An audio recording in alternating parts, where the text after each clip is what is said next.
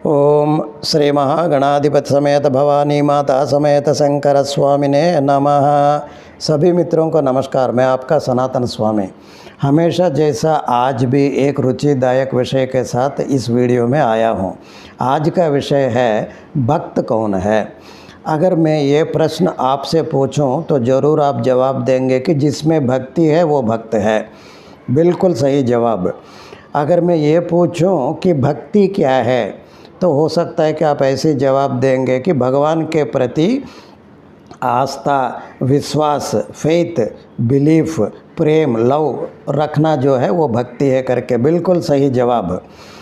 तो हम सब लोग जो है ये भावना कुछ तो कुछ रखते हैं, है ना। अपने आप को हम लोग भक्त भी समझते हैं, लेकिन शास्त्र के अनुसार कितने भक्त हैं हम लोग आज इस वीडियो में देखेंगे।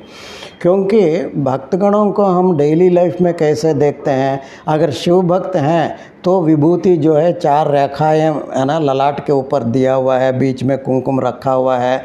ओम नमः शिवाय बोलते रहेंगे, महादेव महादेव बोलते रहेंगे।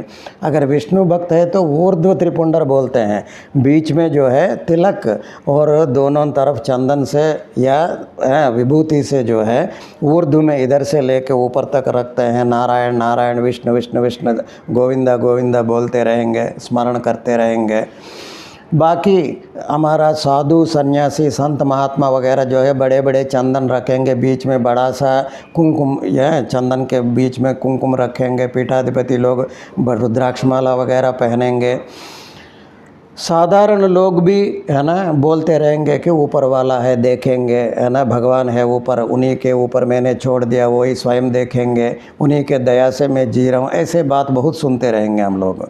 क्या ये सभी है ना हम लोग करने से जो है वही भक्त है, वही भक्त है, वही भक्ति है। तो थोड़ा सा शास्त्र के टच स्टोन पर जो है हम अपने आप को तोल के देखेंगे। तो भक्ति और भक्त के बारे में भगवान है ना कृष्ण ने भगवत गीता में एक छोटी सी अध्याय रखा है ना, वो भक्ति योग करके 12वां अध्याय। उसमें केवल 20 श्लोक है। उसमें लगभग 15वां से लेके 20वां श्लोक तक जो है भक्त का लक्षण समराइज किया हुआ है भगवान ने। उदाहरण के लिए मैं एक श्लोक बताता हूँ। समोशत्रो मित्रे च तथा मानावमानयोः शीतोष्ण सुख दुखेषु समसंग विवर्जिता। इसका अर्थ ये है कि शत्रु मित्रे च, अपने शत्रु से ही मित्र से ही समभाव ने रखने वाला, मतलब उसके ऊपर द्वेष नहीं है, इसके ऊपर मोह नहीं है। तथा मानावमानयो हो, किसी ने स्तुति किया किसी ने निंदा किया तब भी उछल पुछल नहीं है। उसके बाद जो है शीतोष्ण सुख दुखेषु, लाइफ में जो है शीतल मतलब दुख हो गया, उष्ण मतलब दुख हो गया, शीतल मतलब सुख हो गया, तब भी वगैरह कोई ज़्यादा कूदना नहीं है, गिरना नहीं है। मतलब स्थिर बुद्धि रखने वाला, हमेशा जो है भगवान के प्रति आस्था रखने वाला, ज़्यादा समसंग विवर्जिता है, मतलब किसी के साथ ज़्यादा बंधन ना रखने वाला है। सारी प्राणियों के ऊपर जो है दया दृष्टि रखने वाला, परोपकार में सबसे पहले रहने वाला, किसी को जो है मन से भी हानि नहीं पहुंचने वाला। अनिकेतः मतलब कोई ठिकाना नहीं रखने वाला। इसका मतलब ये नहीं है कि आवारा घूमता हुआ गरीब ऐसी करके नहीं, सभी संपदाओं के बीच में रहते हुए भी उसके साथ ज़्यादा बंधन ना रखने वाला। ऐसी 35 लक्षण का वर्णन किया हुआ है। मैंने मैंने आपके सामने 6-7 लक्षण बताया। तो आप समझेंगे कि क्या भक्त बनने के लिए 35 लक्षण रखना पड़ेगा? नहीं, अलग अलग देखेंगे तो ये सब एक एक रिंग एक एक कड़ी जैसा है, लेकिन है जंजीर एक ही है, श्रृंखला एक ही है।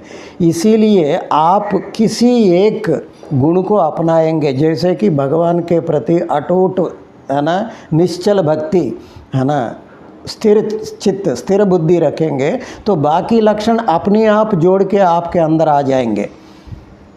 समझ गए ना।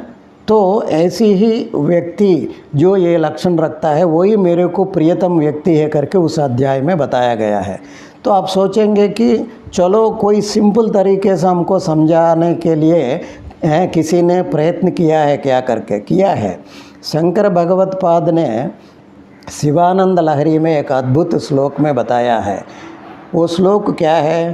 अंकोलम निज बीज संततिम अयस्कांतोपलम सूचिका साध्वी नैज विभुम लताक्षितिरुहम सिंधु सरित वल्लभम प्राप्नोतीह यदा तथा पशुपतेः पादारविन्दद्वयं चेतो वृत्तिरुपेत्य तिष्ठति सदा सा भक्तिरित्युच्यते। जैसे ये सब 4-5 उदाहरण दिया हुआ है शंकर भगवत पाद ने। जैसी अंकोल वृक्ष का बीज हमेशा अपनी ही वृक्ष का कांड को चिपक के रहते हैं, जैसे कि अयस्कांत क्षेत्र में आया हुआ एक सुई जितने बार आप दूर रखिए फिर टपक करके चिपकता रहेगा, जैसे कि साध्वी मणि यानी पतिव्रतांगना स्त्री जहाँ भी रहें जो भी करते रहें उनके हमेशा मन जो है अपनी पति के साथ संयोग में रहेगी।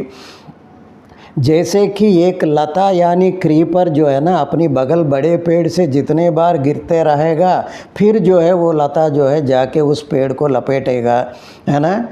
जैसे कि सिंधु यानी एक नदी जो है अपनी पति समुंदर से संयोग के लिए बेचैन होकर जैसे हमेशा दौड़ती रहती है ना। ये सब बेचैन होते हमेशा अपने गंतव्य को ओर, है ना, चिंता रखते हैं। उसी तरह तथा पशुपतेः पादारविंदद्वयम मतलब भगवान शिव के जो चरण कमलों के प्रति जिसका चिंतन जिसका मन हमेशा भागता रहता है मतलब वहाँ थोड़ी देर रुकना नहीं है। सदा चेतो वृत्ति रूपेत्य तिष्ठति मतलब हमेशा के लिए वहीं बैठ जाती है मन, है ना। वहाँ बैठना है, शिव जी के चरणों के ऊपर बैठ के अपनी सहज वृत्ति को खो जाता है। चित्त वृत्ति क्या है? हमारा मन का अपनी असली वृत्ति क्या है? बंदर जैसे इधर से उधर उधर से इधर कूदते रहना, मक्खी जैसा इस पर उस पर जो है जाते रहना।